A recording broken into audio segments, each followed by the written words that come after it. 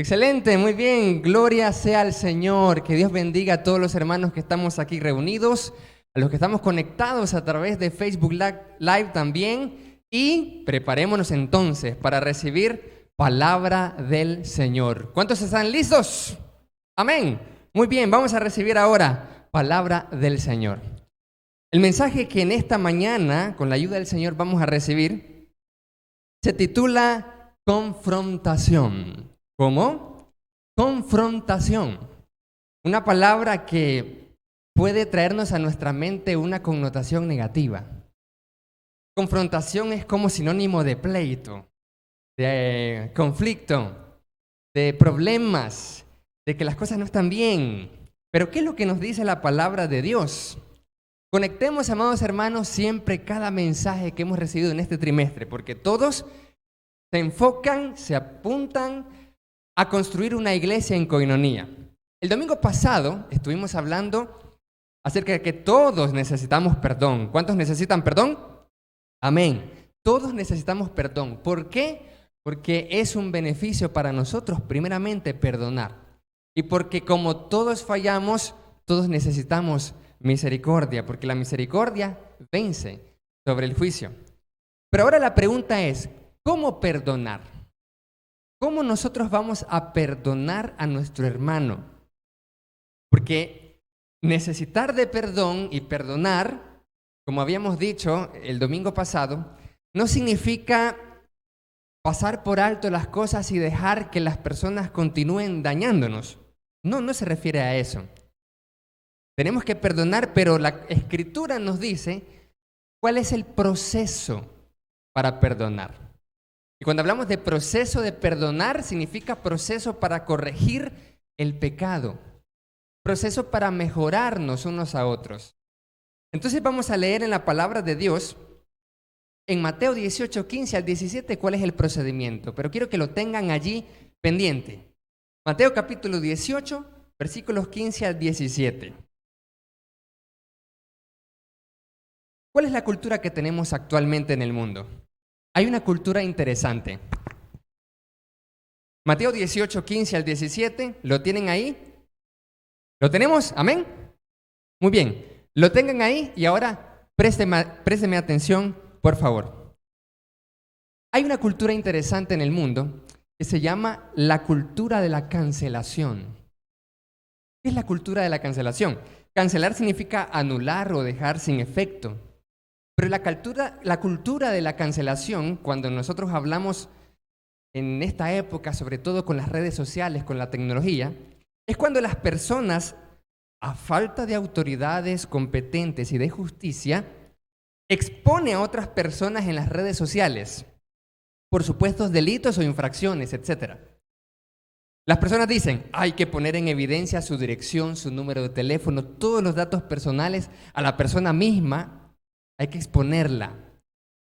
Hay que hacer bulla, hacer toda la bulla posible para que reciba un castigo social, porque como no hay justicia, entonces vienen las personas y a través de las redes sociales dicen, vamos a botarle la cuenta de la persona, que eliminen su cuenta de Facebook, de Twitter, de YouTube, para que esté completamente desprestigiado y de esta forma puedan cancelarlo.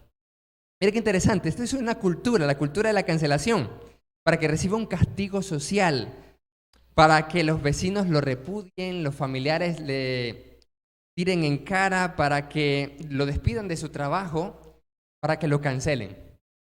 Esa es la forma que hemos estado viendo de la cultura de la cancelación, de cómo confrontar lo malo.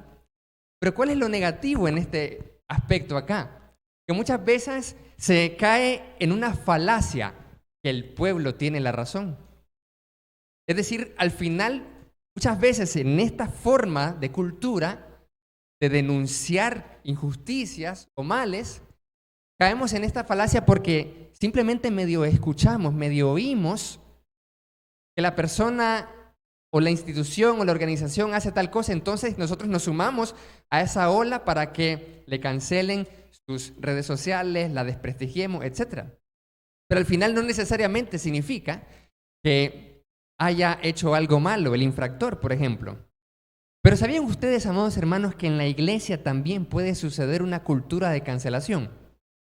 Eso lo vemos en el mundo y nosotros mismos también podemos sumarnos a esa cultura de cancelar a otros en el mundo, en las redes sociales, fuera de las redes sociales.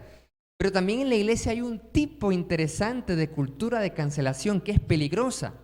La cultura de la cancelación puede suceder en silencio, no necesariamente exponiendo a la persona en las redes sociales. ¿Cómo podemos cancelar a alguien dentro de la iglesia?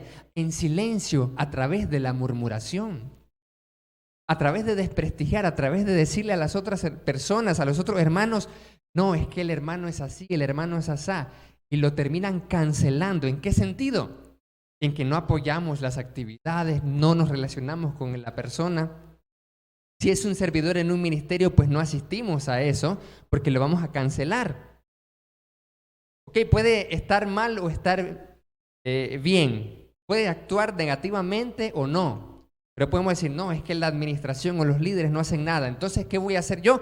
No voy a apoyar su actividad. Me parece que no me gusta esa hermana con las damas, pero yo no apoyo. Entonces la estoy cancelando, estoy sumándome a un movimiento que la palabra de Dios le dice división. Mire qué interesante. Pero estoy cancelando al hermano o a la hermana. No apoyando, no siendo parte, esparciendo rumores que tal vez nada que ver, con tal de que la persona o el hermano pierda apoyo, pierda coinonía, pierda el ánimo también. Entonces decimos, no estoy de acuerdo, pero yo no lo expreso. Entonces, ¿cómo hago? Dejo de congregarme, dejo de apoyar, dejo de asistir, dejo de ofrendar también, porque la ofrenda va a ser usada, entonces mejor no ofrendo porque estoy cancelando. Es una cultura de cancelación en la iglesia, porque decimos, no estoy de acuerdo, eso está mal lo que están haciendo, o es un pecado lo que están haciendo en la congregación. Entonces nosotros dejamos, no apoyamos en las redes sociales de la iglesia, no compartimos, no reaccionamos, porque no estamos de acuerdo. Pero la pregunta es, ¿esa es la forma de Dios? ¿Esa es la forma que Dios dice de cómo resolver los pecados y los problemas y los desacuerdos en la iglesia? Utilizando la cultura de la cancelación, dejando de apoyar, dejando de ser parte, cayendo en murmuración, cayendo en divulgar información, como lo que acabamos de ver, que significa la cultura de cancelación, para que las personas poco a poco pierdan el apoyo, pierdan el buen nombre. ¿Esa es la forma de perdonar? No, no es la forma de perdonar. Correcto. Es allí entonces cuando la iglesia, que por cierto no tiene nada de coinonía, la iglesia sí, que utiliza la cultura de la cancelación para cancelar a otros, es allí donde esa iglesia se forma como una comunidad llena de hipocresías, de fingimiento, donde todos se quejan de todos, pero todos se ríen y se sonríen amablemente por educación al saludarse. Pero el problema está allí y no se resuelve. Dejo de apoyar, pero saludo por educación. Se puede caer en la cultura de la cancelación, no apoyando, no involucrándonos, no apoyando financieramente, no siendo parte de las actividades, murmurando para que otros no sean parte de lo que está haciendo la iglesia, para que haya cancelación. Ya lo dijimos. O todos, eso puede pasar. Puedo decir, no estoy de acuerdo o hay un pecado, así que yo voy a cancelar eso. Cancelemos a los hermanos. Podemos hacer eso, tener esa actitud o tener la siguiente. O todos hacernos de la vista gorda. Es decir, hay un pecado en la iglesia, hay un problema, hay una situación que podemos no estar de acuerdo, pero hacemos como que no está pasando nada. Nos hacemos de la vista gorda como la iglesia en Corinto con el hermano que convivía con su madrastra. Pero la pregunta es, ¿eso es lo que Dios nos enseña para poder perdonar, para poder corregir el pecado, resolver problemas en la iglesia? Y si hay desacuerdos, resolverlos para estar de acuerdo, porque la Biblia nos manda a que todos podamos tener un mismo pensar, un mismo sentir, tener todos una misma mente, porque dice el apóstol Pablo que ustedes y yo tenemos la mente de Cristo. ¿Cómo es que dice la palabra de Dios? Vamos entonces a ver en la Escritura ¿Cuál es la forma de confrontar? Pero antes de ver eso, tenemos que preguntarnos, ¿por qué debemos confrontar? ¿Por qué no mejor hacer lo anterior? Bueno, en primer lugar, porque está en contra de los principios de la palabra de Dios, la cultura de la cancelación. Todo lo que hemos dicho, que significa la cultura de la cancelación, destruye todo el amor al prójimo, destruye el amor al hermano. No demostraríamos que somos verdaderos discípulos de Jesús, porque lo demostramos amándonos unos a otros. Y esto, cancelar, no es amarnos unos a otros. Entonces esa es la primera razón, que la anterior forma no es la forma de Dios. Pero ¿cuál es la forma de Dios? La forma de Dios es confrontarnos. ¿Pero por qué confrontarnos? Nosotros vemos el ejemplo en 1 Corintios capítulo 5. Pablo le dice a la iglesia, ustedes están envanecidos, hombres. ¿Cómo es posible que se hicieron de la vista gorda y no corrigieron el pecado, no perdonaron cuando sabían que hay un procedimiento?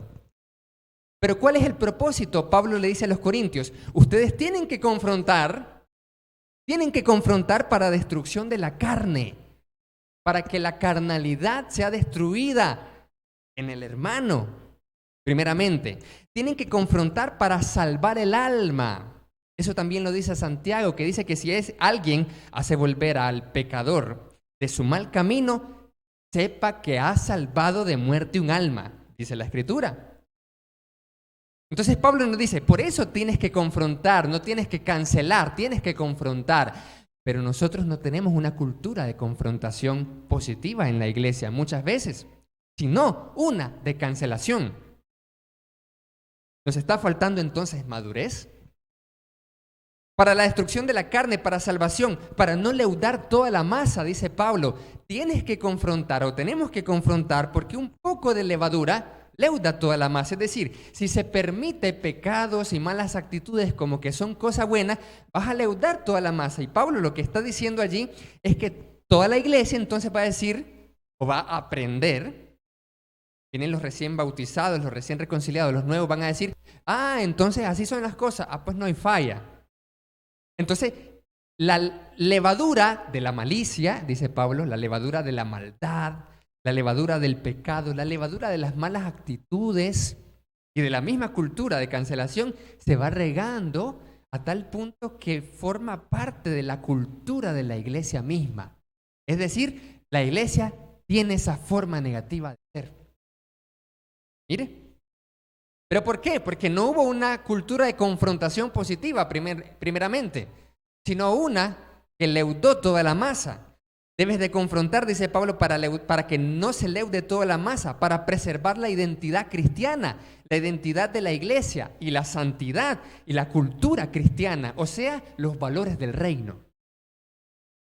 Debemos de confrontar porque nosotros juzgamos a los de adentro, dice el apóstol Pablo en 1 Corintios 5. ¿Acaso no saben que nosotros juzgamos a los de adentro y que Dios a los de afuera? Dice Pablo. Pero siempre me acuerdo que yo he escuchado muchas veces la siguiente frase.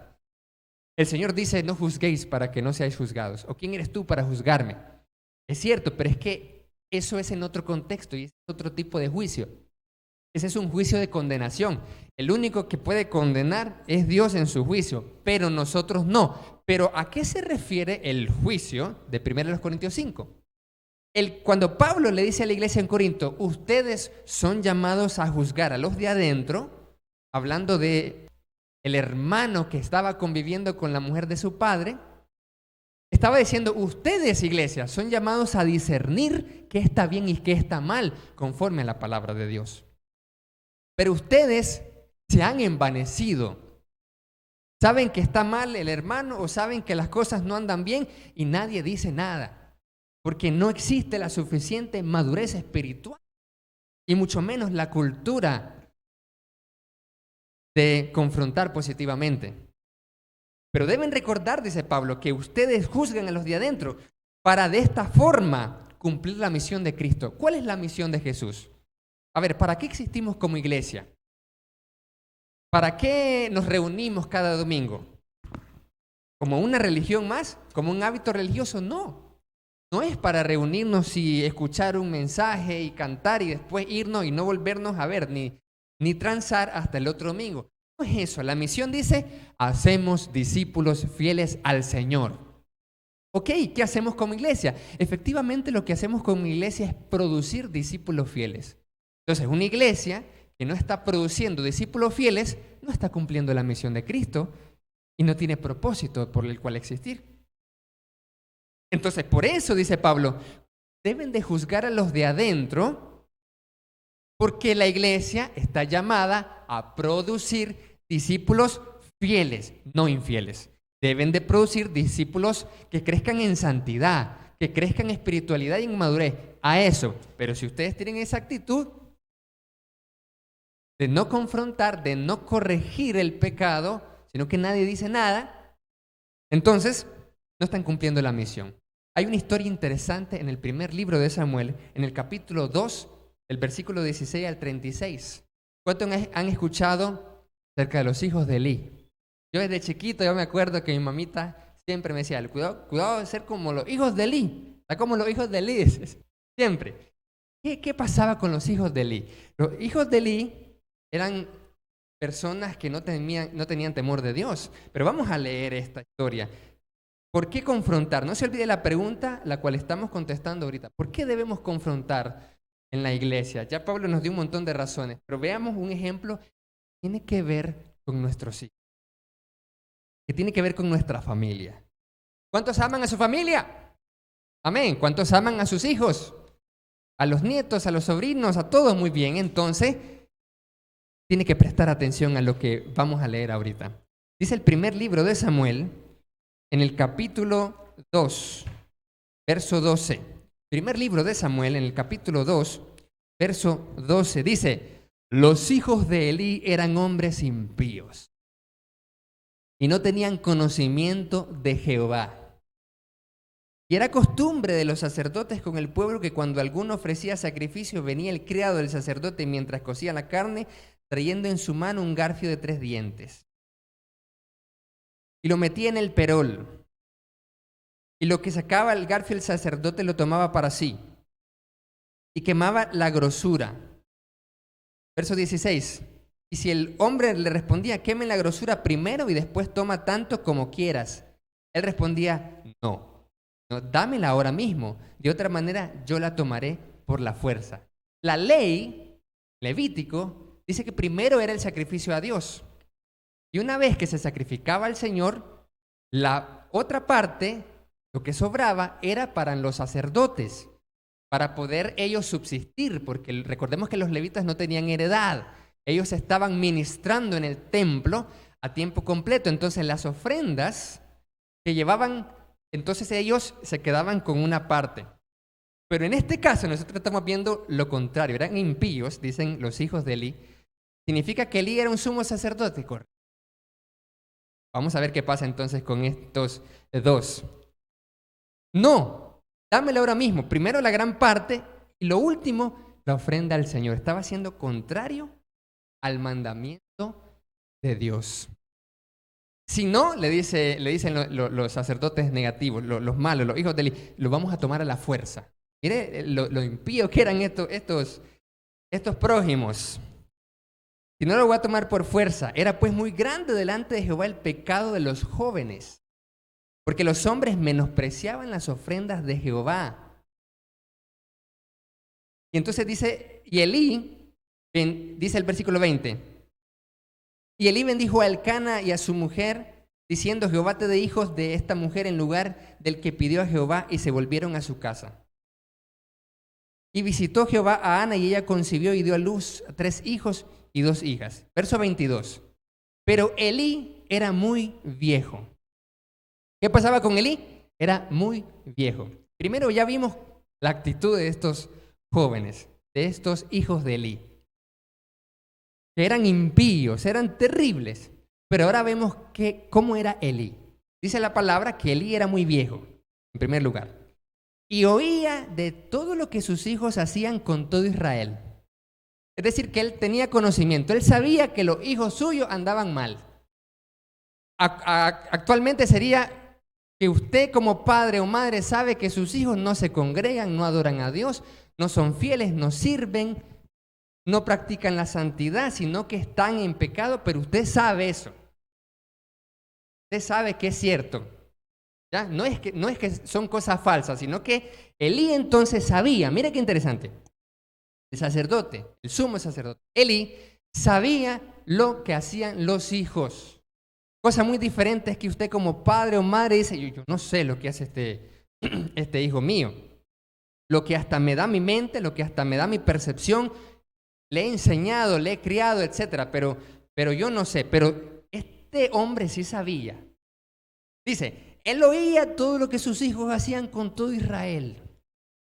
Y cómo dormían con las mujeres que velaban a la puerta del tabernáculo de reunión. Y les dijo, observe la actitud. Si uno lo lee superficialmente pareciera que los reprendió. Nada que ver. Observe la actitud de Elí, hombre viejo que sabía cómo andaban sus hijos y la forma en cómo les llamó la atención. Les confrontó. Les dice, ¿por qué hacen cosas semejantes? Les dice hasta en un tono, ¿pero qué está pasando ustedes? ¿Qué es lo que sucede? Porque yo oigo de todo este pueblo sus malos procederes. No, hijos míos, porque no es buena fama la que yo oigo. ¿Cómo? ¿Qué es lo que está pasando con Elí? ¿Acaso le interesa más que la fama? Es decir, ustedes están actuando mal y ustedes están teniendo mala fama. Por favor, en otras palabras, se puede leer entre líneas, pórtense bien. Está sucediendo con Elí entonces, si era un sumo sacerdote. Está siendo condescendiente, está dejando como la iglesia en Corinto, ¿cierto? No ha pasado nada, que siga la fiesta. Reunámonos, ¿cierto? Que cosas no están bien o no estoy de acuerdo o no apoyo, pero yo solo me congrego y me voy. Así estaba en la iglesia en Corinto y no hacían nada más. Elí, igual. ¿Qué pasa con ustedes, hijos míos? Les dice. Miren, interesante. ¿Qué sucede? ¿Qué pasa? Y después le dice, pues hacen pecar al pueblo de Jehová, porque hablan mal de ustedes, dice. Si pecar el hombre contra el hombre, los jueces le juzgarán, mas si alguno pecare contra Jehová, ¿quién rogará por él? Cuando los hijos vieron que realmente la amonestación era tranquilona, al suave, entonces, no hay falla, dijeron en otras palabras. Versículo 26. Pero ellos no oyeron la voz de su padre para nada. Como ellos no oyeron la voz de su padre, dice, Jehová había resuelto hacerlos morir. Mire qué interesante.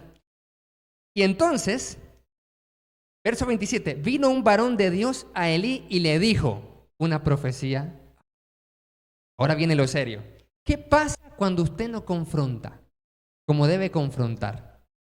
Y esto involucra a sus hijos también, a nuestros hijos.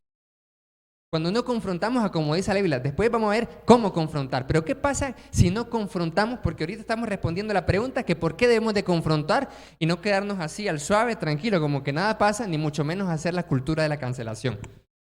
¿Qué pasa? Porque podemos traer una maldición a nuestra familia entera. Mire lo que dice aquí. Así ha dicho Jehová a Elí. Y Jehová le dice a Elí, ¿no me manifesté yo claramente a la casa de tu padre cuando estaban en Egipto, en casa de Faraón? ¿Acaso yo no te escogí por mi sacerdote entre todas las tribus de Israel? Para que ofrecieses sobre mi altar y quemases incienso y llevaras efod delante de mí y de la casa de tu padre todas las ofrendas de los hijos de Israel. ¿Por qué han hollado mis sacrificios y mis ofrendas? Y has honrado a tus hijos más que a mí. Al principio, si uno solamente lee la reprensión de Elí, pareciera que los reprende, ¿cierto? ¿Ya? Pareciera que sí les dijo que se portaran bien, les dijo que estaban pecando, les dijo que Dios los iba a juzgar. Pareciera, ¿cierto? Pero esa es una lectura superficial.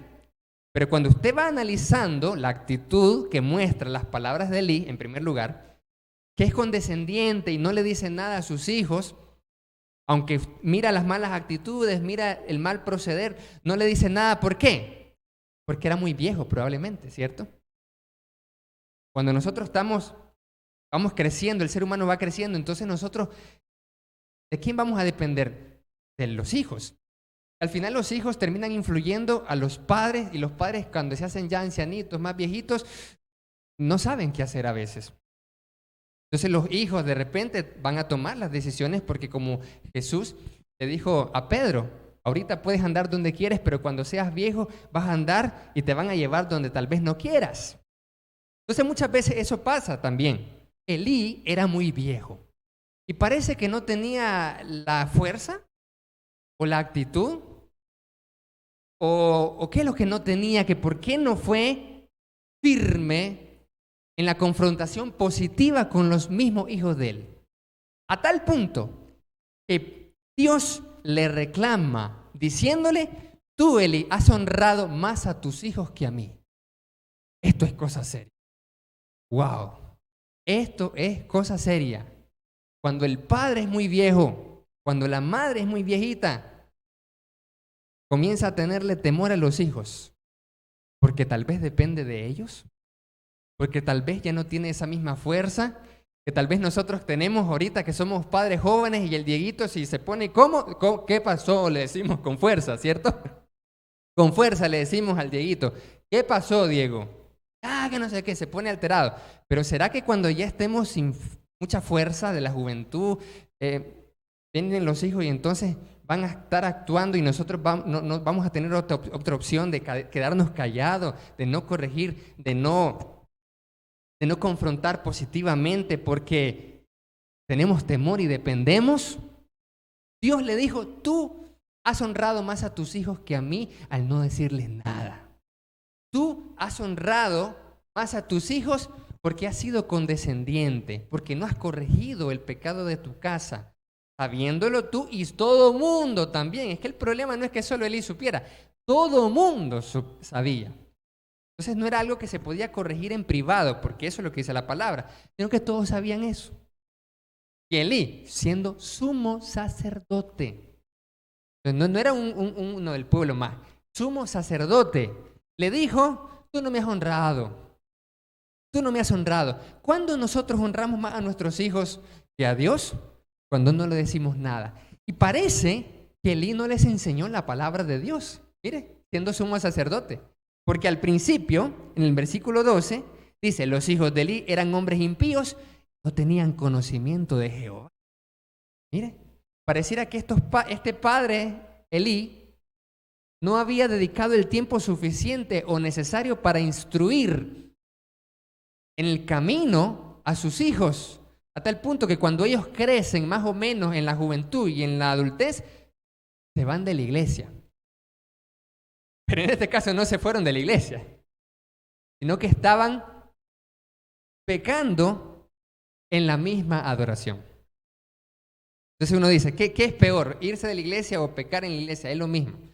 Los dos son de infierno, entonces no hay un lugar más caliente o más frío en el infierno.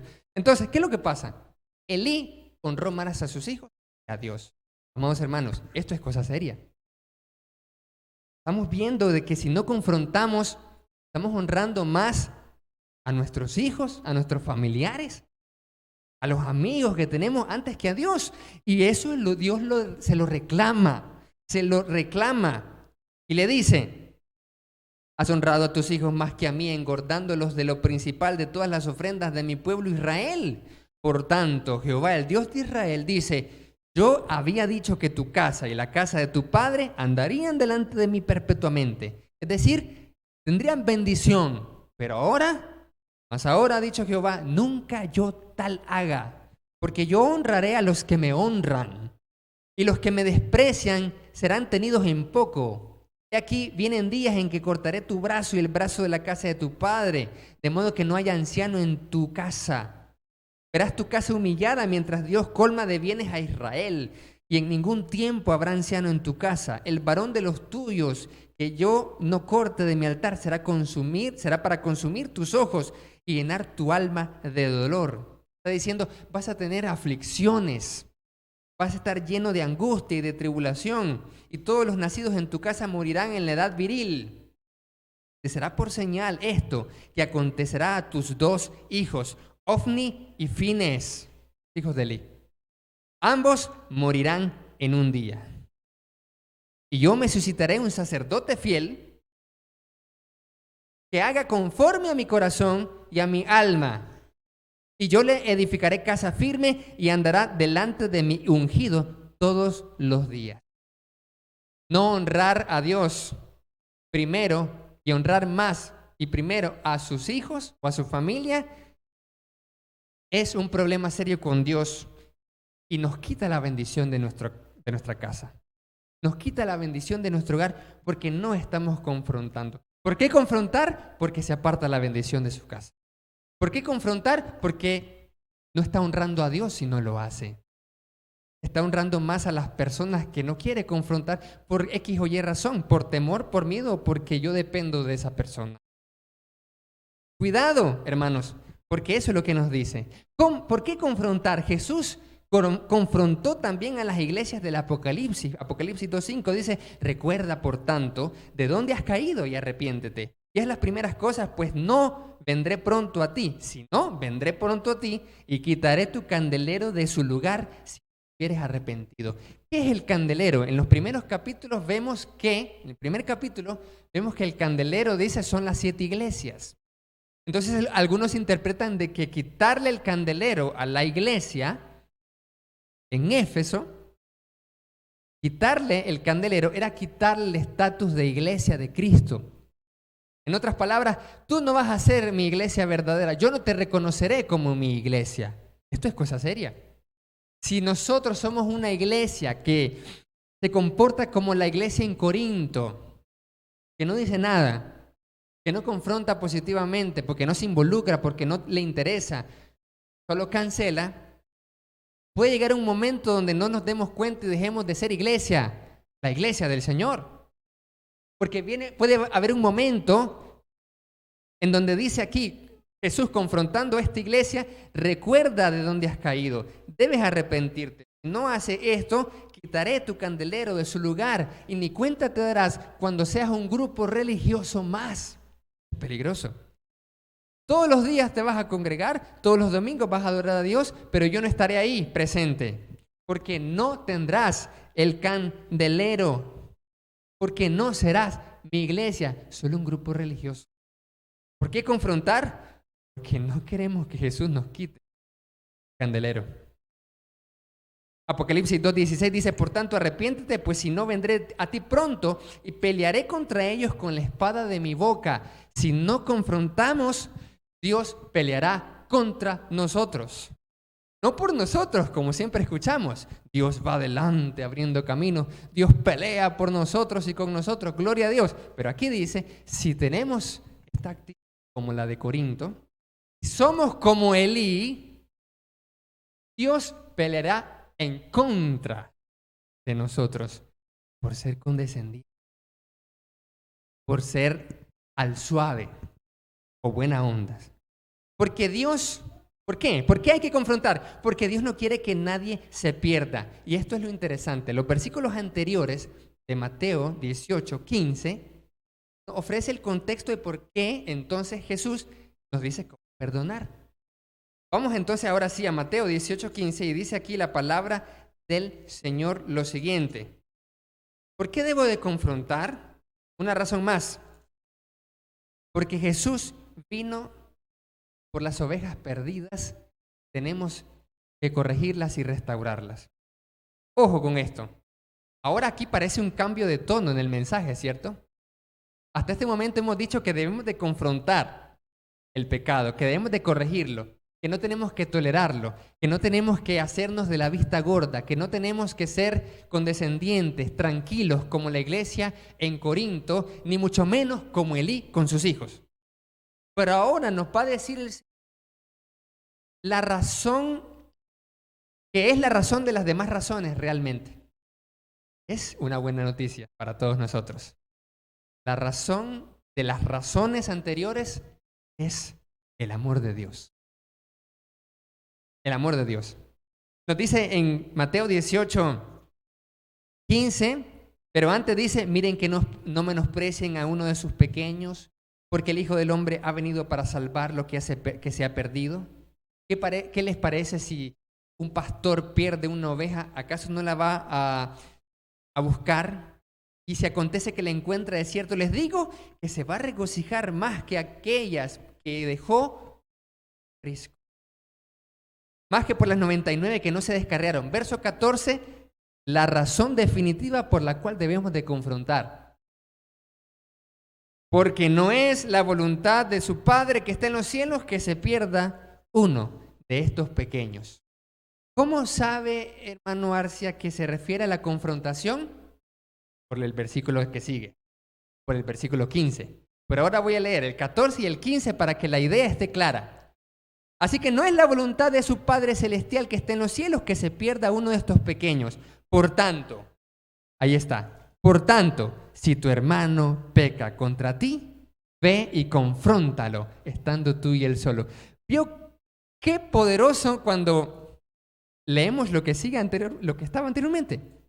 Qué poderoso cuando analizamos el contexto. Porque siempre nosotros leemos desde el 15, ¿sí o no? Por tanto, si tu hermano peca contra ti, ve y repréndele. Entonces, pareciera, al obviar los textos anteriores, venimos con una actitud, muchas veces, prepotente. Voy a confrontarlo, voy a reprenderle, voy a decir en su cara la verdad. Suave. No. Jesús está diciendo otro sentido de la confrontación. Y la verdadera confrontación es el confronta-amor. ¿Cómo es eso? Es una confrontación llena de amor y motivada por el amor. Porque la palabra nos dice, por tanto, si tu hermano peca contra ti, confróntalo. Pero ¿por tanto qué? Por tanto, como el Padre Celestial no quiere que ninguno se pierda, por tanto, confronta. Mire, la razón definitiva, amados hermanos, por la cual debemos de confrontar a nuestro hermano para perdonarlo, para corregirlo, para restaurarlo, es porque no queremos que se pierda. ¿Qué le pasó a Elí entonces? ¿No amaba a sus hijos? Parece que no. Cuando no corregimos a nuestros hijos, como Elí, es porque no amamos a nuestros hijos. Porque la palabra de Dios nos dice que Dios, como es nuestro Padre que nos ama, nos disciplina, ¿cierto? Pareciera que a Elí no le importaba a sus hijos. Parecía que el temor o la dependencia era más fuerte, o la fama, o la pereza espiritual también, porque a veces nos da pereza el confrontar, porque confrontar decimos, significa que tengo que tener problemas, pero no digo nada. Entonces, obviamente, eso nos hace gastar energías. Que no es cómodo hacer eso, da pereza. Se llama pereza espiritual. Entonces, ¿qué pasa? ¿Será que Elí no amaba a sus hijos? Parece que no amaba a sus hijos, porque si amaba a sus hijos, si era un padre, un sumo sacerdote espiritual que tenía amor por sus hijos, lo hubiera corregido y lo hubiera enseñado desde hace rato. Le hubiera dicho una y otra vez. Yo conozco padres que no se cansan de corregir a sus hijos rebeldes, de exhortarlos, de decirles esto no está bien, tienes que volver a la iglesia, tienes que restaurarte, tienes que componerte, chavalo, porque aman a sus hijos y aunque caigan mal, dice, a mí no me digas nada, mamá, o a mí no me digas nada, papá, mejor me voy de aquí, y se van. Es un dolor para la madre, un dolor para el padre, pero se tiene que ir. Porque nosotros vemos que en la parábola del hijo pródigo, el padre no le dijo, no hijo, no te vayas, cálmate, no te vayas. Date pues, le dijo. ¿Sí o no? El padre no detuvo al hijo pródigo. Lo dejó ir. ¿Que le dolió? Le dolió. Sí le dolió, pero lo dejó ir. Pero entonces, si no tenemos ese suficiente amor como para quitarnos esa pereza espiritual y confrontar, empezando desde nuestra casa y en nuestra familia espiritual, porque mire que hemos tocado dos esferas, la casa, Elí y sus hijos, y la iglesia, Corinto, con el hombre de 1 Corintios 5, el hombre que estaba mal y la gente no decía nada. ¿Qué pasa entonces? El amor es lo que nos mueve a confrontar. Si yo no amo a mi hermano, no lo confronto porque no quiero corregirlo, no quiero problemas. Me amo más a mí mismo y a mi comodidad que el confrontar. Porque sí, el confrontar requiere tiempo. Se requiere detenerse, se requiere bajarse de la moto y se requiere hablar con el hermano y gastar tiempo. Sí, se requiere tiempo. Cuando no amamos, no invertimos tiempo en nuestros hermanos, no confrontamos, no decimos nada porque estamos pensando en nosotros mismos y en no generar problemas. Estáis envanecidos, le dijo Pablo a los corintios. Así que no es la voluntad de Dios que se pierda, sino que se salven todos. Por eso debemos de confrontar. Ahora, ¿cómo confrontar? Confrontando como Jesús lo hizo. ¿Recuerdan la historia de cuando Jesús confrontó a Pedro? Cuando Pedro lo había negado 3 veces, cuando Pedro dijo, no conozco a este hombre y maldijo, dice la palabra. ¿Qué pasó? Vamos a aprender cuál es la actitud y la forma en que Jesús nos enseña a confrontar por las razones que ya vimos que por qué tenemos que confrontar. Porque no tenemos que envanecernos, porque amamos a nuestro hermano y a nuestros hijos y porque queremos honrar a Dios y no traer maldición, sino bendición. Jesús le dijo, Simón, de hecho le dijo Simón, no le dijo Pedro, Simón, ¿me amas? Miren la confrontación de Jesús, no le dijo, te lo dije, ya viste, te lo dije, ¿te acordás? Ahí está, yo sabía que me ibas a negar. ¿No te acordás que yo te lo dije? ¿A dónde? Yo te lo dije, te lo advertí. Dicho y hecho, y lo azarió, lo arrastró por todo. No, la actitud de Jesús no fue de azareo ni de humillación, fue de ternura en la confrontación. Obviamente Pedro sabía que había negado. Entonces la respuesta de Pedro es, sí, Señor, te quiero. Y por segunda vez, nuestro Señor Jesucristo le dice a Simón, Simón, ¿me amas? Sí, Señor, tú lo sabes todo, le dice. Sí, tú sabes que te quiero, le dice. La confrontación de Jesús está llena de amor porque Él quiere que vuelva la jugada. El propósito de la confrontación, amados hermanos, es restaurar. El propósito de la confrontación de Jesús no es echarle en cara la negación a Simón Pedro, no es eso, sino que volviera al trabajo. Mire qué bonito. Le dice, ¿me amas? Sin decirle, viste, te lo dije, sos un traidor, sos igualito a Judas, pero no te ahorcaste, deberías de haberte ahorcado. Nada de eso le dijo. Nada de eso le dijo. ¿Me amas? Si te quiero, apacienta mis corderos. Le dice, vuelve a la jugada entonces. Ese es el propósito de la confrontación, que vuelva, que regrese, que se restaure, que se corrija su camino, que vuelva al ministerio, que vuelva a la obra. No, pero nosotros los seres humanos no perdonamos. Lo dijimos el domingo pasado, un ministro, un servidor, un hermano que peca, que cae en pecado, no encuentra una iglesia llena de gracia, sino que lo cancelamos. Está cancelado para siempre. Y es triste cuando esto no se aplica en la iglesia del Señor. Pero ¿cómo aplicarlo? Primero vemos la actitud. Y esto es poderoso porque esto se aplica en todos lados. En la iglesia, en todos los ministerios de la iglesia, incluyendo ministerios extra eclesiales, porque no puede existir un ministerio que se rija con principios fuera de la Escritura. Entonces, apacienta mis corderos. Jesús, ¿cómo confrontó a las iglesias del Apocalipsis? Ya dijimos que le dijo, arrepiéntete, si no, voy a quitar tu candelero, voy a pelear contra los que se oponen. Sí, pero previo a eso, ¿sabe qué pasó?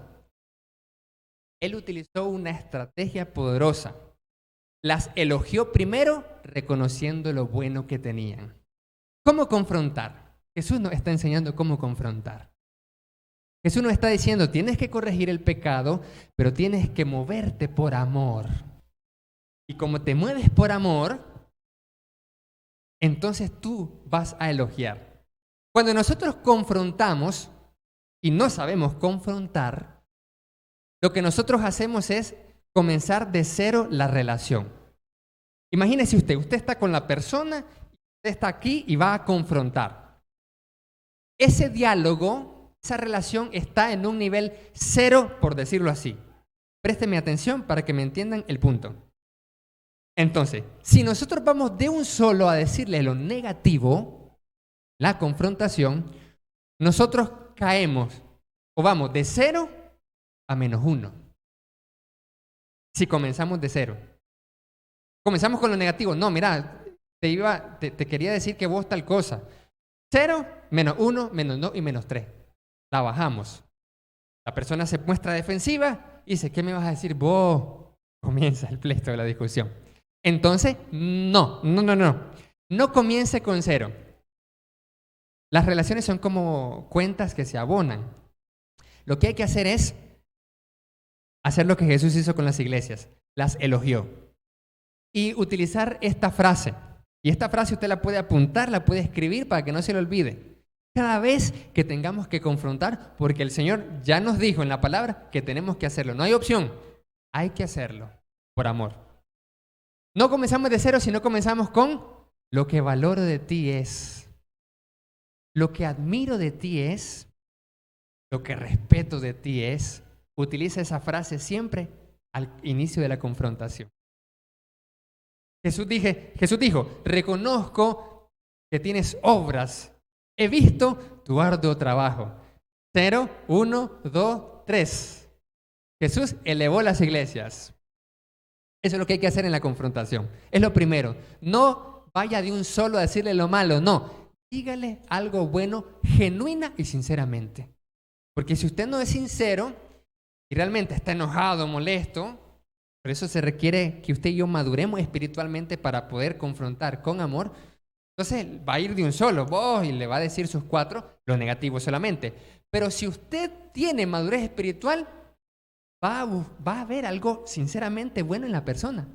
Y le va a decir, lo que valoro de ti es tu disposición a hacer. Lo que valoro de ti, me gusta lo que haces. Y después de eso, de elevarlo, 1, 2, 3, ahora sí, viene lo negativo.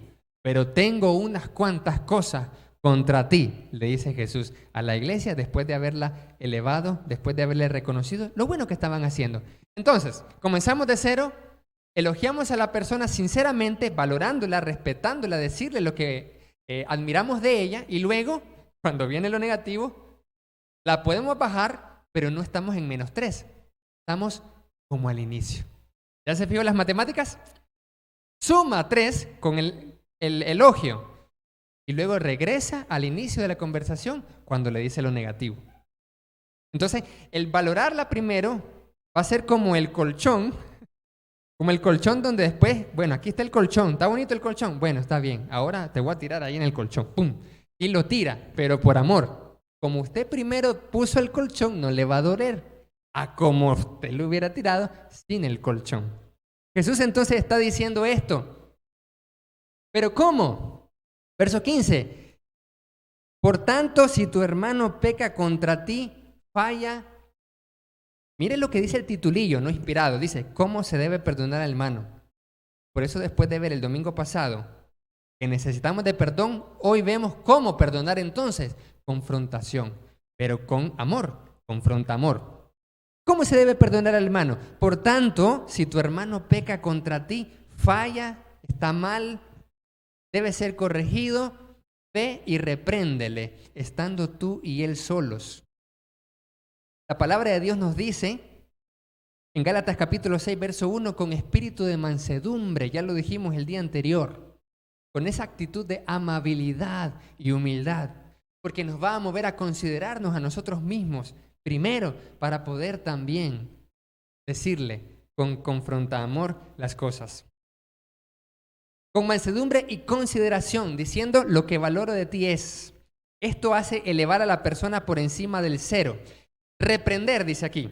Literalmente en griego, elenjos significa poner al descubierto. Pero ojo, no es a todo el medio mundo. Debes de poner al descubierto, dice la Escritura, si peca contra ti, estando tú y él solos primero. Ahí dice la Escritura claramente, solos los dos vas a confrontarlo y exponerle el pecado. Qué interesante esa palabra. Dice poner al descubierto. La palabra que tenemos como reprender en español literalmente significa poner al descubierto. Poner al descubierto es explicarle al hermano en qué está mal, en qué está pecando o fallando. Porque puede que no esté consciente de su error, o sí, puede estar consciente de su pecado. Pero entonces la palabra nos dice, debes de exponerle el pecado, mostrarle, ponerlo al descubierto para que lo vea él. Y si te oyere, dice, has ganado a tu hermano. La Escritura dice, si te oyere. Sabemos que la Escritura, cuando dice escuchar, siempre se refiere a dar una respuesta. Nunca escuchar en la Biblia es solo oír, sino que escuchar significa que usted oye algo y responde al llamado, responde lo que escuchó. Entonces, cuando la Escritura dice, y si te oyere, has ganado a tu hermano. Si te oyere, es decir, responde positivamente cuando tú le expones el pecado, cuando tú pones al descubierto, lo examina, se da cuenta, lo reconoce, lo acepta, lo admite, se arrepiente, pide ayuda, cambia de forma de pensar, se compromete a mejorar. Eso es porque te escuchó. Si haces eso, has ganado a tu hermano. Con que el objetivo era ganarlo. Siempre fue el objetivo. Siempre fue el objetivo. Pero en las iglesias hace años, esto se llamaba corte de comunión. Y durante muchos años el corte de comunión fue algo trágico, distorsionando todos los principios de amor y de misericordia que habla estos textos. Muchas iglesias utilizaban, incluso hoy en día pueden hasta utilizar todavía, estos procedimientos para corregir el pecado, no para corregir, sino para castigar, para disciplinar, para excomulgar. ¿Pero qué significa esto de la palabra de Dios? Muchas veces esto solamente lo utiliza el predicador, por ejemplo. He visto cómo evangelistas, solo ellos, solo el predicador, por medio de una carta, tiene la autoridad completa de poder cortarlo de comunión a la persona para que ya no sea parte de la iglesia, solamente una persona. ¿Por qué? Por problema personal, por disgusto, por desacuerdos, por lo que sea. No, eso no dice la palabra de Dios. No existe la disciplina aplicada por una sola persona para expulsar. No existe. Porque el objetivo es ganar a la persona. Es el objetivo. Y se va a poner más interesante a medida que vamos avanzando en este versículo. No se lo pierda. Mire, ¿qué dice aquí la palabra entonces? Si no te oyere, mas si no te oyere, no escuchar es, no te hago caso, o hace que escucha, pero no muestra cambios, como Juan el Bautista dijo, mostrad frutos dignos de arrepentimiento, no muestra cambio de actitud, no muestra una buena actitud, no muestra cambio de comportamiento, no admite, se hace el desentendido, racionaliza, se justifica para demostrar que está inocente e incluso hasta lo dejó hablando solo porque dio la media vuelta. Eso es, no te oyere. ¿Qué dice la palabra de Dios entonces? Bueno, lo intenté. Hay que quede. No. El segundo paso de la confrontación movida por el amor es lo que dice el versículo 16. Pero si no te escucha, no te hace caso, toma aún contigo a uno o dos para que en boca de 2 o 3 testigos conste toda palabra. Y aquí estamos hablando de que la Escritura siempre ha hablado que los testigos deben de ser fieles y verdaderos, ¿sí o no? Todo juicio también, el testigo debe ser fiel y verdadero. Por lo tanto, cuando la Escritura nos dice que debemos de tomar a 2 hermanos o 3 para que sean testigos y se haga constar constar la confrontación para ganar al hermano, deben ser hermanos maduros y espirituales. No puede haber un testigo fiel y verdadero si es inmaduro y no espiritual el hermano, ¿cierto? Correcto. La confrontación motivada por el amor es que usted porque quiere ganar al hermano, porque quiere corregirlo, porque no quiere que se leude toda la masa, ya vimos las razones, toma a 2 o 3 hermanos, pero maduros, fieles, para que puedan ser testigos fieles y verdaderos. ¿Qué es lo que pasa muchas veces? Tomamos a 2 o 3 aunque no sean fieles e idóneos y aunque no sean maduros, con tal de caerle entre los 4. Pero no con el objetivo de ganarlo. Eso no es lo que nos enseña la palabra de Dios. Deben ser hermanos maduros. La pregunta es, ¿somos maduros espiritualmente? Y viene lo siguiente, si no te oyere, verso 17, si no los oyere a ellos, dilo a la iglesia. Y si no te oyere, y si no oyere a la iglesia, tenle por gentil y publicano. Y aquí vamos a decir algo interesante. Ojo con esto, préstenme atención. Como en el paso 2 habíamos hablado de que los testigos deben de ser fieles y verdaderos porque son maduros y espirituales, la iglesia también debe ser fiel, madura, espiritual y digna. ¿Sí o no? Amén. Correcto. La eclesía entonces no es la reunión de todas las personas el domingo en la mañana.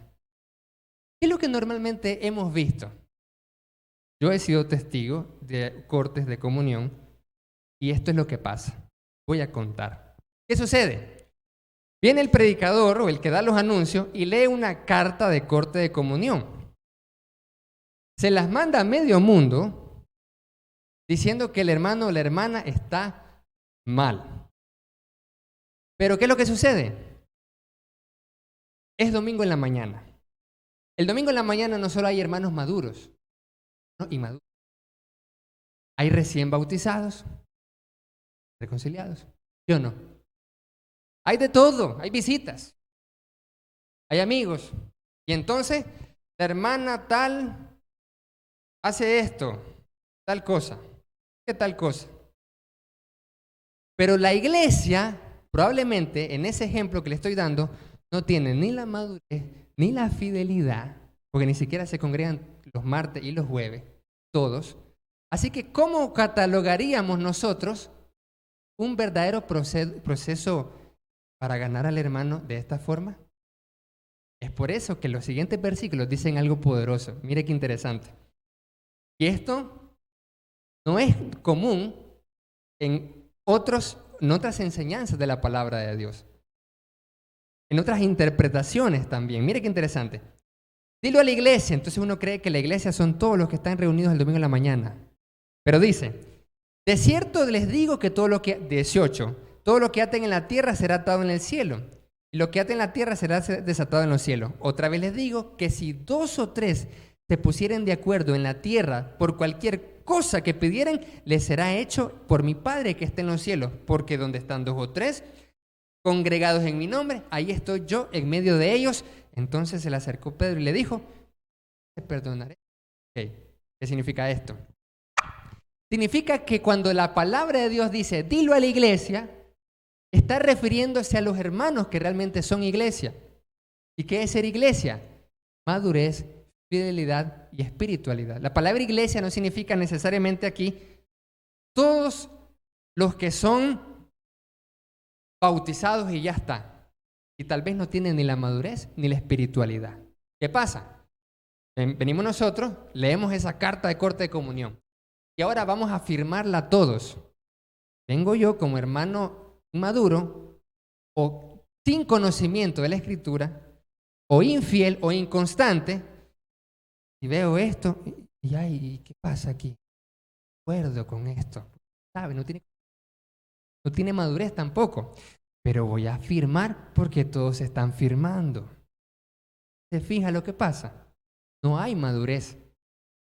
Por esa razón, la palabra de Dios dice, suave, pero es que tienen que ser testigos fieles e idóneos. Y eso es válido también para la eclesía. La eclesía deben ser miembros fieles, miembros activos, miembros idóneos. Por eso es que dice posteriormente en el versículo 18, si 2 o 3 se pusieren de acuerdo en la tierra.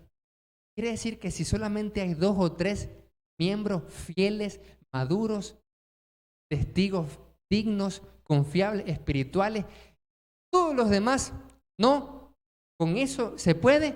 Eso es lo que nos dice la palabra de Dios. Porque Jesús está diciendo, aunque estén 2 o 3 reunidos en mi nombre, estoy yo en medio de ellos. Y aunque sean solamente 2 o 3 miembros fieles, maduros, idóneos, que entienden lo que están haciendo en este procedimiento, entonces lo que aten a la tierra se ata en el cielo. Pero no vemos aquí por ningún lado, y luego encárguense de publicarlo a todas las iglesias. Eso no sale. Eso no sale en la Escritura. Estamos viendo cómo confrontar. Estamos viendo cómo es la confrontación llena de amor. Una que no busca desprestigiar. Una que no busca difamar, sino ganar el alma. Sino ganar el alma para Cristo. Eso es corregir el pecado. Entonces, cuando dice, dilo a la iglesia, la eclesía era una reunión en el nombre de Cristo. Hay eclesía, aunque hayan 2 o 3. Mateo 18, 19 al 20. ¿Por qué? Porque no podemos continuar con esa práctica tradicional en las iglesias de Cristo de cortar de comunión, ¿verdad?, a las personas solo leyendo una carta y con todo y visitas, con todo y amigos que no entienden cómo es la jugada, y van a decir, y en serio, he sido testigo de eso, termina diciendo, pero ¿qué pasa en esta iglesia? ¿Viste cómo dijeron de la hermana? Pero ¿qué dijeron? Es un recién es una persona del mundo, ¿lo entiende? No, no lo entiende. Es que no lo entiende, porque se requiere la enseñanza y la madurez para esto. No solo la enseñanza. Yo puedo en esta mañana exponer esta parte de la palabra de Dios, pero ahora nos va a tocar tener la madurez para aplicar esto, no solo la enseñanza. Se requiere la madurez también. Entonces, no podemos nosotros continuar con una tradición del pasado que busca cómo desprestigiar y difamar. No podemos hacer eso. Que hagamos dilo a la iglesia con todos los miembros del domingo en la mañana y son amigos, inconversos o descarriados o recién bautizados y recién reconciliados, que como todavía no tienen la enseñanza y la madurez, entonces no lo van a entender. Y van a decir, yo firmé porque sí. Eso me hace recordar lo que dice Pablo a los Corintios. ¿Cómo puedes decir el amén si no entiendes lo que estás escuchando? ¿Cómo puedes firmar si no entiendes tampoco lo que está pasando? Y si no estás de acuerdo, no te parece o está mal eso, pero no estás seguro y viene y firmamos todos. Eso no es. Tiene que ser el dilo a la iglesia con la eclesía que entiende, que comprende, que es fiel, que es digna, que tiene testimonio, que tiene madurez, espiritualidad y todo eso para poder ejecutar esto. Pero no hermanos infieles, inconstantes, inmaduros, que no participan en la madurez cristiana, sino son recién reconciliados o recién bautizados. Porque no lo van, o no lo van a aceptar. O van a ser carnales y van a decir, no, es que yo no estoy de acuerdo y hace división. Terrible, esas cosas pasan. Entonces, tenle por gentil y publicano. Un gentil no era parte del pueblo de Dios, inconverso. Un publicano muchas veces era un judío al servicio de Roma que terminaba enriqueciéndose descarriado. O sea, era un descarriado y un traidor. O sea, ¿qué dice Jesús aquí? Dilo a la iglesia. Ya sabemos que la iglesia debe ser una iglesia fiel para hacer eso. No, terrible. Ahora, ¿qué pasa si no oye a esa iglesia fiel y madura? La Escritura me señala que debo de verlo, porque dice, tenle por gentil y publicano. ¿Qué es ver a alguien como gentil y publicano? Lo entendemos por el contexto. Ver a alguien, si sos judío, a alguien como gentil, significa no es parte del pueblo de Dios. Eso es ver a un gentil si eres judío. ¿Y qué es ver a un publicano como judío? Es un descarriado, porque ha traicionado a los principios de Dios y está al servicio de Roma y se enriquece y roba como Zaqueo. un judío descarriado, un judío que no es fiel. ¿Eso qué significa entonces? Que Jesús nos está diciendo, amados hermanos, que ese hermano que hemos querido corregir por amor. No se olvide eso, por amor, por amor, por amor. No por destrucción ni porque me cae mal y quiero sacarlo. No. Ese hermano que hemos querido corregirlo y ganarlo por amor, llega a un punto donde no quiere nada y quiere continuar como los hijos de Elí. Sí. Como el hombre de Corintios, capítulo 5. Entonces, la iglesia, fiel, constante, involucrada, madura, lo que va a hacer es verlo como un gentil, o sea, un inconverso. Verlo como alguien que no se ha bautizado. Eso significa verlo como gentil. Y verlo también como alguien que es un publicano, es un hermano que está descarriado, que no está fiel y que se perdió durante años y que está de visita hoy. Pregunta, ¿cuál es nuestra forma de ser y nuestra actitud cuando una persona que no es bautizada nos visita por primera vez en la iglesia? ¿Cómo la tratamos? Porque hay que ver, la Biblia me dice que hay que tratarlo al hermano que se está corrigiendo como inconverso y como descarriado. ¿Cómo tratamos nosotros a los inconversos? ¿Cómo los tratamos? ¿Cómo lo tratamos? Adelante, bendiciones, bienvenido a la iglesia, a la familia de Dios. Le damos café, ¿sí o no? Queremos que se lleve una buena impresión, porque ¿qué es lo que queremos con esa persona? No es ganarlo para Cristo, ganarlos para Cristo. Ese es el trato de amor, porque Pablo le dice a la iglesia, pero corrígele y exhórtale como hermano, no lo tengas como enemigo. Pero ¿qué pasa en las tradiciones de las iglesias? El corte de comunión significa que es un enemigo que no hay que hablarle del todo. Cuando la Biblia no me dice eso, sino que me dice que hay que ganarlo para Cristo, tratarlo como un inconverso. Ajá, ok, ¿qué es tratarlo como un inconverso? Bienvenido, le decimos a un amigo que viene aquí en los anuncios y le decimos su nombre, hasta lo aplaudimos. Y uno dice, ¿qué mérito tiene el inconverso para aplaudirlo? Ninguno, así como ni nosotros, porque somos salvos por gracia. ¿Pero por qué lo hacemos? Porque queremos ganarlo para Cristo, ¿sí o no? Entonces, ese hermano también lo queremos recuperar, porque ese es el propósito. Pero ¿qué pasa? Cuando la iglesia no entiende esto, cuando las iglesias no comprenden esto, entonces se vuelven inquisidoras, se vuelven llenas de legalismo y fuera de toda gracia y fuera de perdón. Y comienza el desprestigio y el desánimo. Y esto, amados hermanos, ojo con esto, esto no solo se aplica en la iglesia, el mismo procedimiento para ganar a un hermano se aplica en todos lados. Se aplica en la iglesia, se aplica en la congregación, se aplica en los ministerios también, y en los ministerios externos, porque hay una cuestión que aún no se puede entender. Porque tenemos ministerios extracongregacionales, pero esos ministerios son dentro de la iglesia de Cristo. Tenemos institutos bíblicos, tenemos seminarios, tenemos universidades teológicas. Y estos principios se deben aplicar de la misma forma. Pero muchas veces, cuando esos ministerios de las iglesias de Cristo se olvidan que son ministerios de las iglesias de Cristo y actúan con secularismo, solamente con reglamentos académicos como que fueran universidades seculares o institutos seculares, esto no lo aplican. ¿Y qué pasa si infringe un estudiante? ¿Qué pasa si comete un error? No lo ganamos para Cristo, solamente es expulsado. Y eso es todo. Nada más. Pero no es un ministerio de las iglesias de Cristo. Si es un ministerio de las iglesias de Cristo, se debe aplicar los principios de la iglesia de Cristo. ¿Sí o no?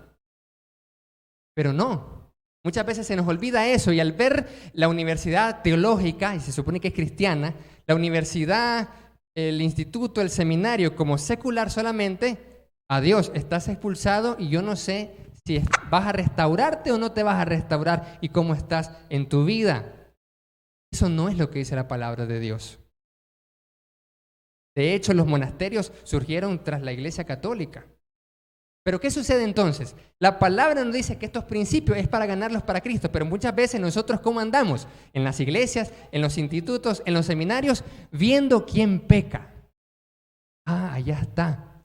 Y en vez de confrontar, como dice la Biblia, con el hermano, con 2 o 3, con la iglesia espiritual, lo que hacemos es, ya está el hermano. ¿Y saben qué hacemos nosotros? Se lo decimos al líder, le ponemos queja al líder, al evangelista. En vez de decirle al hermano, hermano, te quiero corregir, le digo al evangelista, le digo al predicador, al maestro, al pastor, al de disciplina, al director, al subdirector, al maestro, a quien sea, pero no lo confronto con amor. ¿Cómo es posible eso? Esto no puede ser posible. Ni en la iglesia, ni en ningún ministerio de las iglesias de Cristo. Más si nosotros estamos formando líderes y predicadores de las iglesias de Cristo. Porque si yo no aprendo en un ministerio de enseñanza, esto, ¿dónde lo voy a aprender cuando llegue a ser predicador en una iglesia? ¿Dónde lo voy a aprender? En ningún lado lo voy a aprender. No lo voy a aprender. Pues, pero si yo aprendo este principio donde estoy recibiendo enseñanza, yo aquí cuando sea ministro lo voy a aplicar a como yo lo aprendí, como yo lo enseñé, como a mí me lo enseñaron, estos principios bíblicos. Pero si me enseñan una forma diferente, yo al llegar a la iglesia, pues voy a aplicarlo a como me lo aplicaron a mí, sin misericordia, con secularismo, sin amor y desprestigiando. Y los demás consiervos y colegas, está bueno, excelente, y se riega todo si un siervo cae en pecado. Y lo regamos todo para cancelarlo, para hundirlo, para que jamás vuelva al ministerio, para que jamás vuelva a la predicación, olvidándonos que nosotros, dice la Escritura, que vamos a tener la misma misericordia con la que nosotros tuvimos misericordia. Porque la misericordia vence sobre el juicio. Pero si nosotros decimos, mirá, cayó, sí, y era el mejor, se suponía, y era excelente, y ahora está en el mundo. Así se regocijan muchas veces, hermanos, que no comprenden que tenemos que corregir el pecado como dice la Escritura. Y corregirlo de esta forma, ¿para qué? ¿Cuáles fueron los resultados el que estaba conviviendo con la mujer de su padre? ¿Qué es lo que estaba haciendo? Estaba triste porque lo habían corregido. ¿Pero qué pasó? Se arrepintió. ¿Y qué les dijo Pablo a los corintios?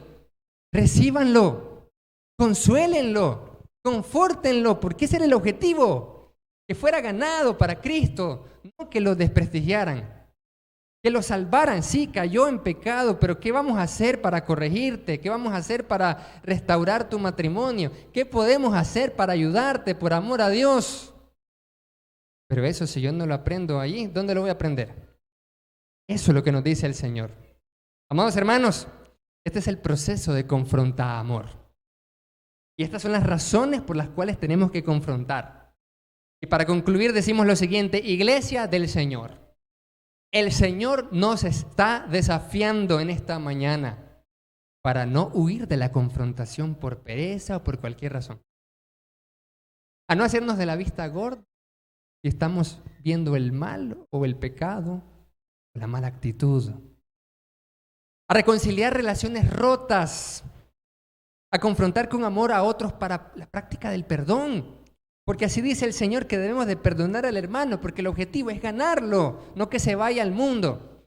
Debemos de confrontar para la restauración de la coinonía y la corrección del pecado, porque ya Dios lo dijo, no es la voluntad del Padre que está en los cielos que se pierda alguien. Por eso confrontar, y de esta manera confrontar.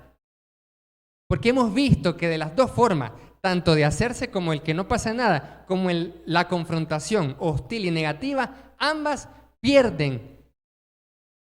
Y la Biblia me dice que hay que ganar, no perder el alma. Iglesia, al comenzar a confrontar con amor aplicando este método divino, estaremos construyendo una comunidad de fe en donde nos podamos sentir seguros. ¿Usted quisiera sentirse seguro en una iglesia donde sus pecados son corregidos con misericordia o que lo desprestigien?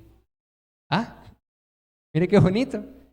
Porque si todos fallamos La regla de oro dice que tenemos que tratar a los demás como quisiéramos que seamos tratados. Entonces, si yo quisiera que me corrigieran con misericordia, con amor, con perdón para arrepentirme, para mejorar, yo también lo voy a hacer primero.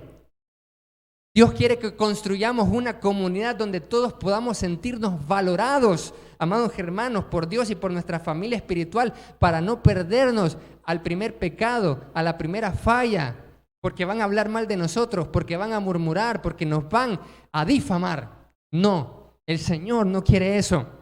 Una comunidad donde podamos recibir afecto y cariño cuando somos corregidos. Un lugar donde podamos sentirnos respetados y estimados, incluso al momento de ser reprendidos. Una iglesia que cuida nuestro buen nombre, porque nos corregirán con ética y amor y no con destrucción, porque el primer paso, ¿cuál es? Estando tú y Él solos, no importando el pecado. Una comunidad donde podamos recibir aceptación, sentir confianza y recibirla, recibir aprecio, sentir ánimo de que hay esperanza para ser mejores y decirle, sí, caíste, sí, pecaste, pero te puedes levantar. Sí, puedes restaurar lo que está destruido, puedes volver a empezar, comienza de nuevo, comienza de cero. Otra vez puedes lograrlo, no está todo perdido, hay esperanza. Eso fue lo que le dijo la iglesia en Corinto. El hombre que estaba triste y ha convivido. Pero vemos que no fue todo perdido para él. Hubo esperanza hasta para ese hombre, hasta para ese perverso. Pablo lo llamó así al principio. Entonces la palabra nos está incentivando a esto, para que construyamos una comunidad donde podamos sentirnos comprendidos. Porque Dios envió a Jesús, un sumo sacerdote, no como Elí, sino un tal sumo sacerdote, justo, puro, el tal nos convenía. Porque sin pecado, mire, sin pecado fue tentado en todo según nuestra semejanza. Y por eso nos comprende. Porque el único que pudo condenarnos fue el que nunca pecó. Es poderoso, esto es poderoso. ¿Por qué? Porque yo que pequé, puedo condenar y soy bueno a condenar, pero el que nunca pecó es el que más me comprende. Esto es algo increíble, algo completamente paradójico, pero tiene sentido espiritual. El que debió de decirme, ¿por qué caíste en pecado?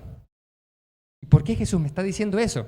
Porque yo no pequé. Sí, Jesús tiene todo el derecho de reclamarnos porque Él no pecó, ¿verdad? Él tiene toda la autoridad de reclamarnos, de decirnos, de condenarnos, de humillarnos, de todo porque lo merecemos. Y Él puede decirnos, mira, yo me hice humano y no pequé, así que no tenés ninguna justificación.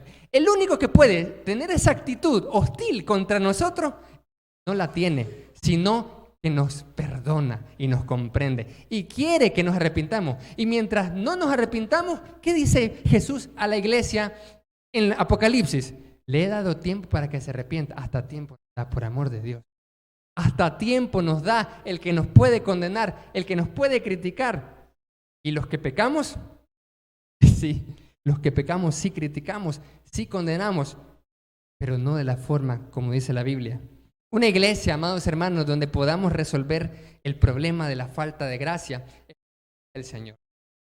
Iglesia, Dios quiere una iglesia en coinonía, pero para eso debemos de utilizar el confrontamor. Que Dios les bendiga a todos, amados hermanos, y nuestro hermano Manuel Avilés con nosotros. Bendiciones.